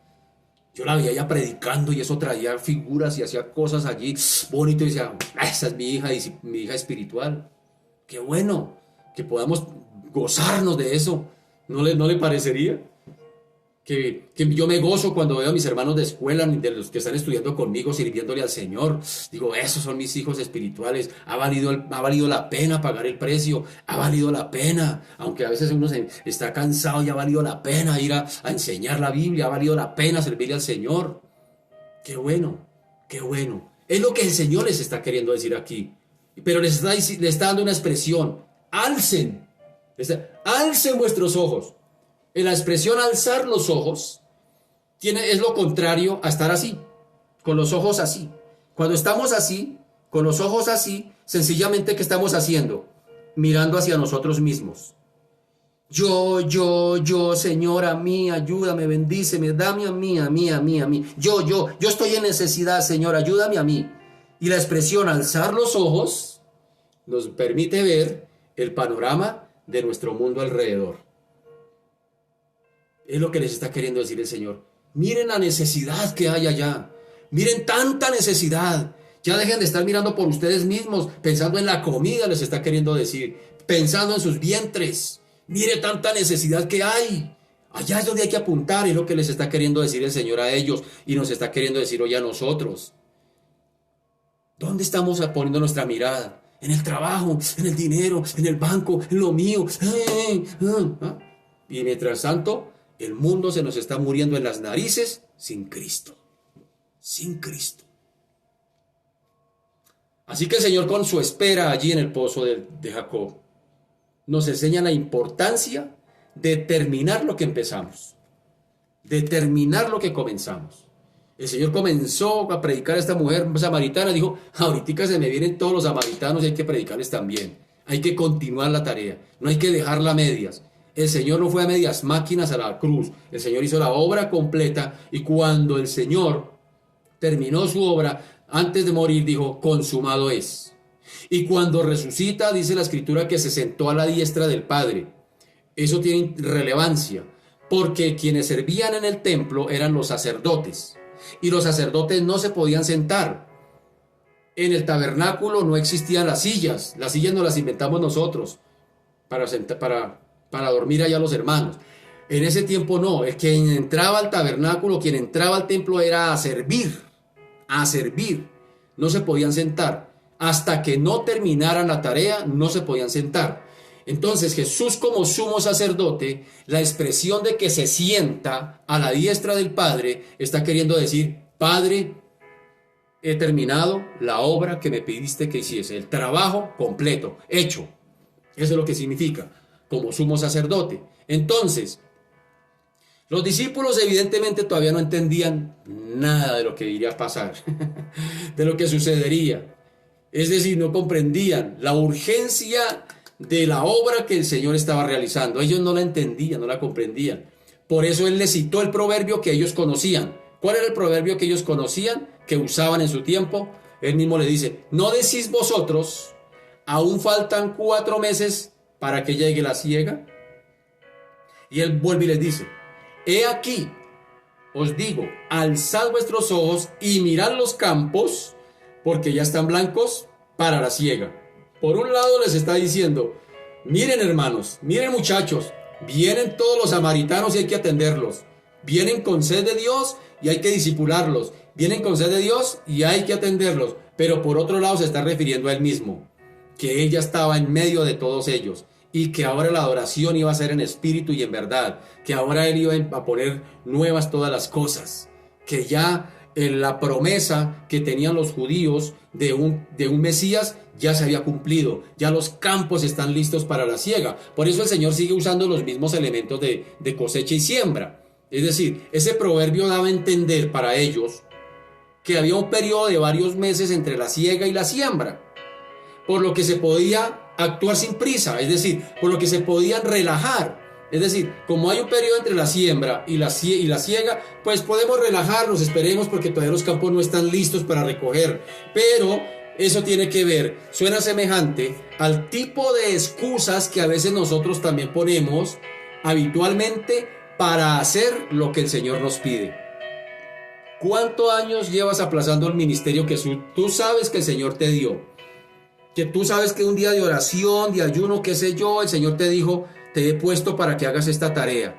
Y ya han pasado los años y tú estás diciendo, espere Señor que acabe esto, espere Señor que termine esto. Y cada año nuevo tú dices, Señor, este año sí, este año sí, este año sí, este año sí te va a servir. Pero pasó el año y no pasó nada y te envejeciste, te hiciste viejo. Y ya cuando ya viejo, ¿para qué? Y es más, te mueres y te llevas para la tumba el ministerio que el Señor te entregó, lo que el Señor iba a hacer en ti.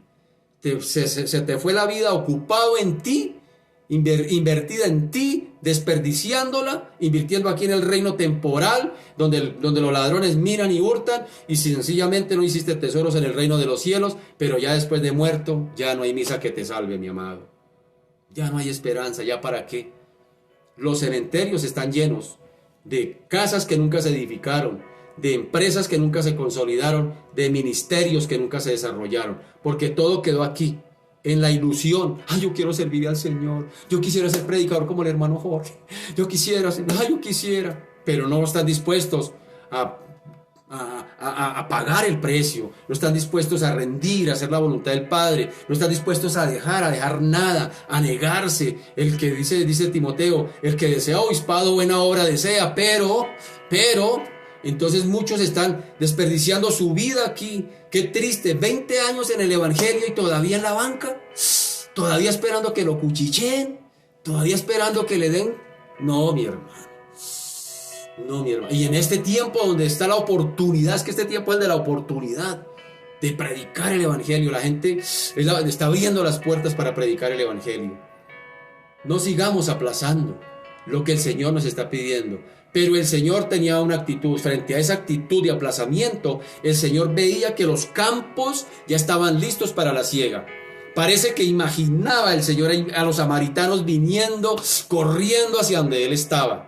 Yo me imagino que la mujer le decía a los samaritanos, vamos rápido antes de que se vaya, porque si no, no lo vamos a encontrar. Y yo me imagino que el Señor se imaginaba ese cuadro, viendo a los samaritanos corriendo hacia Él. La cosecha está lista. Era el momento de aprovechar los efectos del testimonio de la mujer, porque si se retrasaba el trabajo, se podía perder la cosecha.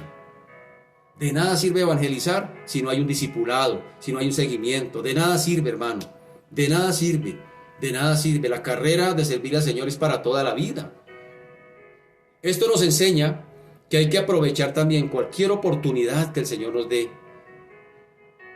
Porque, hermanos, de pronto no volverá la oportunidad. Ya después de que podamos decir como Simeón, ese viejito Simeón que se la pasaba todas las mañanas en el templo orando, y llore allá, y llore allá. Y tal vez los sacerdotes lo miraban y decían, ¿será que eso sí vale la pena que esté allá tirado orando a toda hora? ¿Será que sí vale la pena? Y fue el único hombre en la tierra, óigame bien, Simeón, ese viejito, que tuvo el privilegio de tener al niñito Jesús en sus brazos. Y qué privilegiazo, de tener al niñito Jesús en sus brazos y decir, Padre, ahora sí, despide a tu siervo en paz, porque han visto mis ojos tu salvación. Qué bueno fuera que el día que estemos en un lecho de muerte podamos irnos en paz, porque hicimos la obra que el Señor nos pidió que hiciéramos. Y no que tengamos que estar por allá conectados y en el subconsciente, Señor, dame otra oportunidad, y si me la das ahora sí te voy a servir. ¿Ya para qué? Demasiado tarde. El tiempo es ahora, mi amado. El tiempo es ahora. El tiempo es ahora. El Señor, terminando, les dice en el versículo 36, y el que ciega recibe salario y recoge fruto para vida eterna, para que el que siembra goce juntamente con el que ciega. Porque en esto es verdadero el dicho, uno es el que siembra y otro es el que ciega. Yo os he enviado a cegar lo que vosotros no labrasteis, otros labraron y vosotros habéis entrado en sus labores. Ahora, siguiendo esta misma ilustración, el Señor describe ahora la variedad de distintas etapas. Los que labraron, el que siembra y los que ciegan. Quizá podamos identificar a los labradores. Los labradores son los que preparan la tierra. Podamos identificar a los labradores como los profetas. Ellos, esos profetas del Antiguo Testamento, que llevaron a cabo una labor preliminar, que hablaron de Cristo. Por eso esta mañana estaba hablando sobre Isaías, que habían dicho, y un niño nos es nacido, Dios con nosotros, que se estaba diciendo, es decir, los labradores estaban preparando el terreno. De hecho, el último de esos labradores se llamó Juan el Bautista. A pesar de que tuvieron que aguantar días malos, a pesar de que tuvieron que aguantar la hostilidad de su mismo pueblo, como Jeremías, que Jeremías en un momento pasó la renuncia. Dijo, Señor, yo renuncio, yo no quiero predicar más. Mientras estoy predicando, lo único que he conseguido son vituperios por allá en Jeremías 7:20. Hasta maldijo el día en que nació. Maldijo el médico que lo trajo a la luz y todo eso. El hombre se volvió, estaba que renunciaba. Y dijo, pero hay un fuego dentro de mí que no lo puedo resistir.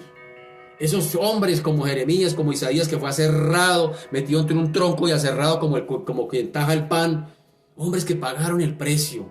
Fueron los que labraron el evangelio, que llevaron eso.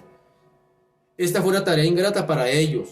Luego tiene lugar la siembra. Es decir, ya está preparado el terreno, ahora tiene que darse lugar a la siembra. Y adivine quién era la semilla. Nada menos que Jesucristo mismo. Aparentemente la semilla se pierde, porque Jesús muere y Satanás pensó que había ganado.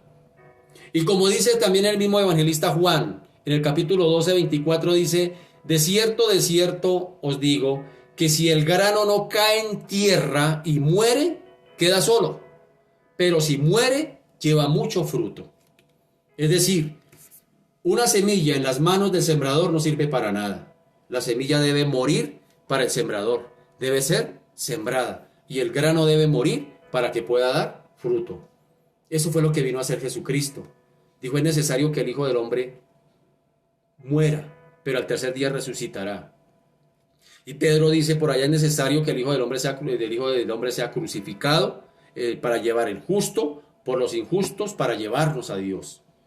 Si Cristo no hubiera muerto, si Cristo no hubiera resucitado, pues hermano, no hubiera tenido sentido la salvación para la humanidad. Se hubiera perdido sencillamente el plan de Dios de salvación. Así que Jesús es la semilla a sembrar del evangelio. Pero ahora viene la siega, el momento de recoger la cosecha. Por eso el Señor les dice allá en el versículo 38, yo os he enviado a cegar lo que vosotros no labrasteis, otros labraron y vosotros habéis entrado en sus labores. Es decir, viene el momento de la siega, de recoger. Y aquí está representando la tarea de la iglesia. Es el Señor el precursor del evangelio y la iglesia es la llamada a continuar con esta tarea. Es la llamada a recoger el fruto para vida eterna. Por eso el Señor dice, ustedes son los que van a recoger fruto para vida eterna. Hay varias etapas. Hay varias etapas en este evento de la siembra y la cosecha. Así que dice que de tal manera reciben recompensa el que siembra, como el que labra, como el que ciega. Dice, el que siembra goza juntamente con el que ciega. Es decir, el que sembró sencillamente goza, pero también goza el que recoge a pesar de que no sembró. Dice por allá en el versículo 37, porque en esto es verdadero el dicho, uno es el que siembra y otro es el que ciega. Y aquí está hablando del sentido de la colaboración. Aquí está hablando de que cada uno de nosotros tenemos una parte esencial en la obra de Dios. Dice Pablo que somos miembros del cuerpo y que todos los miembros se necesitan, son necesarios unos a otros, pero que cada uno de sus miembros desarrolla una función específica. Imaginemos en esto. ¿Qué tal que el ojo hoy quisiera decir, yo quiero caminar, yo estoy cansado de estar ahí en esa cabeza tan fea, yo quiero caminar? No se podría. El ojo cumple su función y está en su lugar. ¿Qué nos dice esto como el pueblo de Dios? Que hoy en día mucha gente está haciendo en la obra de Dios cosas que no son la voluntad de Dios, cosas que Dios no les mandó a hacer. Sencillamente están en varios ministerios porque les gusta estar ahí. Es que a mí me gusta estar aquí, que aquí está mi parcero, aquí está mi parcera, aquí estamos, aquí la pasamos chévere. A mí el Señor me llamó a predicar su palabra y créame, yo no quería hacerlo. Porque yo era tímido y decía, no, esto no es para mí, esto no es para mí, yo que voy a hablar la palabra de Dios, esto no es para mí. Pero era la voluntad de Dios. Y recordemos lo que el Señor le dijo, Abba, Padre, Papito, para que todas las cosas son posibles, pero que no se haga lo que yo quiero, sino lo que tú. Es lo que el Señor quiere. Y si tal vez tú estás pidiendo cuál es la voluntad de Dios, hermano, muchas veces el ministerio se da no por lo que yo quiera hacer, sino por lo que Dios quiere hacer a través de ti. aunque tú no lo quieras hacer. Eso es lo que cobra sentido. Eso es lo que vale la pena. Porque si yo quiero hacer lo que me gusta, pues no tendría sentido. Pero hay una claridad. Pero cuando el Señor te llama a hacer algo, aunque tú no lo quieras hacer, aunque tú digas, no, eso no es para mí, ¿sabes? Hay una cosa, que el Señor se encargará de capacitarte. El Señor se encargará de darte los recursos y el Señor se encargará de apasionarte por eso que el Señor te llama a hacer. Los que son misioneros en África, en las selvas de África, no quieren estar en otro lugar. Son felices allá haciendo la obra del Señor. ¿Por qué? Porque es el llamado. Cuando es llamado, hermano, aunque uno no quiera, aunque uno se sienta que no puede, que está limitado, que uno es incapaz, aleluya, porque ese es el Señor, ese es el que el Señor está buscando. El Señor no está llamando ni los capacitados, el Señor está llamando incapaces para Él capacitarlos. El Señor no está llamando a los que pueden, el Señor está llamando a los que dicen yo no puedo, para que el Señor pueda hacer las cosas que Él va a hacer a través de sus siervos. Es lo que se llama la obra de un amo divino a través de siervos humanos, la obra de un Dios sobrenatural a través de siervos naturales, la obra de un Dios todopoderoso a través de siervos limitados. Porque aquí se trata es de Dios. El que se tiene que llevar la gloria es Dios, no somos nosotros. Entienda eso, esa es la dinámica del reino. Por eso es que el Señor te llama cuando tú dices, yo no puedo, yo no quiero, eso no es para mí. Si tú estás obrando así, hermano, prepárese porque usted es el candidato que Dios está buscando. Dios no está buscando el que dice, ya listo, Señor, ¿qué hay que hacer? Venga a ver. No, ese no, eso para el Señor no le sirve, porque se estaban vanagloriando Él. No, es el que se siente incapaz. Es el que le están temblando las piernas cuando tiene que ir a predicar. Es el que se le seca la garganta cuando tiene que hablar de Cristo. A ese, para ese es el que el Señor está buscando. Ese, porque se trata de Cristo, porque Él es el que tiene que ser glorificado. Dice el Señor, yo os he enviado a cegar lo que vosotros no labrasteis, y otros labraron, y vosotros habéis entrado en sus labores. La parte más bacana, a recoger la cosecha, a recoger lo que ya el Señor sembró. Usted no tiene que ir a la cruz para predicarle de Cristo a alguien, ¿no? Ya Cristo lo hizo todo. Lo único que nosotros tenemos es que ser testigos de Cristo. Testigos de Cristo, no predicadores, testigos, que va más allá, es un nivel mayor, porque la palabra testigo significa mártir. Alguien que está dispuesto a dar su vida, meterse de lleno por la obra de Dios. Padre, en esta mañana te damos gracias. Hoy te alabamos y te bendecimos. Señor Dios de la gloria, una vez más, hoy tú nos retas. Nos retas, bendito Señor, a invertir nuestra escala de valores. Señor, hoy, Señor, entregamos nuestros miedos. Tal vez han pasado los años, Señor, y hemos aplazado por años lo que tú nos has pedido que hagamos. Tú nos has llamado a una tarea y han pasado los años y hemos dicho, no, yo no quiero hacer eso, yo no quiero hacer eso, yo no quiero hacer eso. Recuerdo yo también personalmente que yo decía, yo no quiero ser pastor, yo no quiero ser pastor, yo no quiero ser pastor, yo no quiero ser pastor. Y el 5 de febrero me entregaron la credencial de pastor. ¿No quieres? ¿Con que no quieres? Así es el Señor. Así es el Señor. Y no sé tú, tal vez tú dices, yo no quiero ser esto, yo no quiero ser aquello para el Señor, yo no quiero ser aquello, pero tal vez es lo que el Señor sí quiere. ¿Qué tal si le dices ahí al Señor, Abba Padre, papito, yo quiero hacer tu obra, yo quiero servirte, quiero ser útil en tus manos, pero que no sea como yo quiero, sino como tú, como tú, como tú, como tú. Señor, hoy, Señor Dios de la gloria, nos ponemos delante de ti. Queremos hacer tu obra porque los campos ya están listos para la siega. La gente está ávida por Dios. Falta solamente hablarle de Dios a alguien, tocarle el tema y la gente se interesa. La gente está interesada.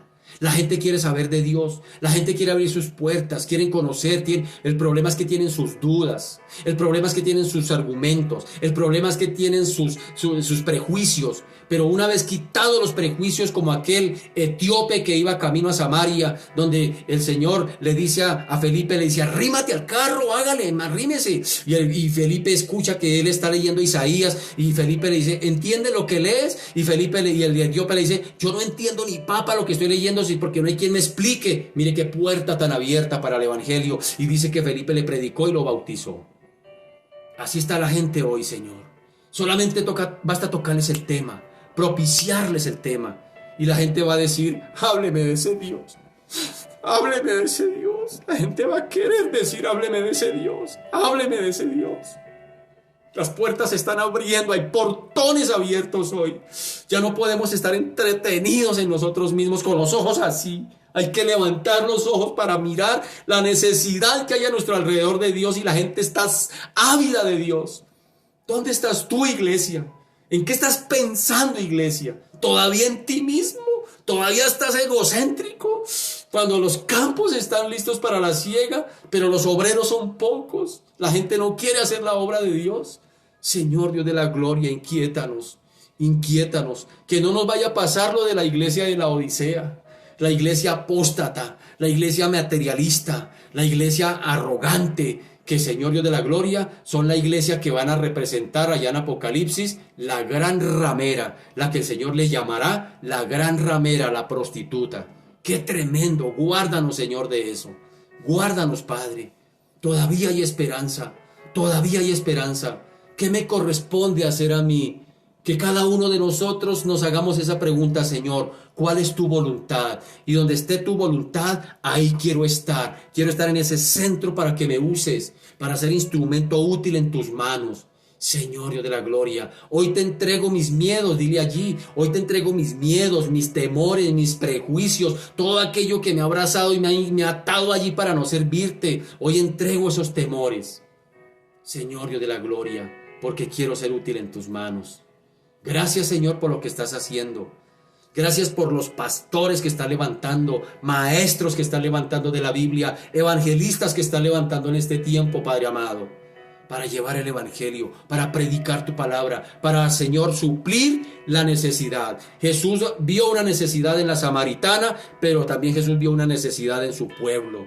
Y Jesús hizo la obra completa allí. Oh Dios de los cielos, ayúdanos, Padre amado, a que lo que comencemos lo completemos, acabemos la obra, que esa sea nuestra comida, que esa sea nuestra bebida, que esa sea nuestro todo, hacer tu obra y completarla, bendito Señor. Yo te doy gracias en esta mañana, gracias por lo que estás haciendo y por lo que haces y por lo que harás. Te damos a ti la gloria. Oro por la familia de don Carlos, la señora Nubia, por sus hijos, por toda esta familia. Señor, que tú has comenzado una bonita obra con ellos. Oro porque esa obra se complete, Padre amado. Oro por todos nuestros vecinos, oro por por las naciones de la tierra, por los gobiernos, Padre amado. Porque algo está pasando. Algo le quieres decir al mundo, Señor. Algo estás por decirle al mundo. Estás a la puerta llamando. Padre amado, Dios de la gloria. Señor, gracias. Gracias por este privilegio de ir a cegar, a recoger lo que nosotros no hemos labrado, lo que nosotros no hemos sembrado. Gracias, Señor, por este privilegio. Señor, a ti te damos la gloria en el nombre poderoso de Jesús. Amén y amén. Mis amados, Dios me los bendiga a todos y todas. Un abracito rompecostillas para todos allí, un apretón. Y mis amados, Dios me los bendiga. Recuerde que hoy es jueves 18 de junio. Hoy a las 7 de la noche tenemos una cita para tratar los asuntos de temas apocalípticos, de todos los tiempos futuros, de todo lo que vendrá. Estamos estudiando el libro de Apocalipsis, todos juntos a las 7 de la noche. Mis amados, los espero. Mis amados, un abracito, Dios me los bendiga, buen día, que la gracia del Señor esté sobre ustedes, sobre sus actividades, sobre todo lo que haya que hacer en este día. Muchas bendiciones.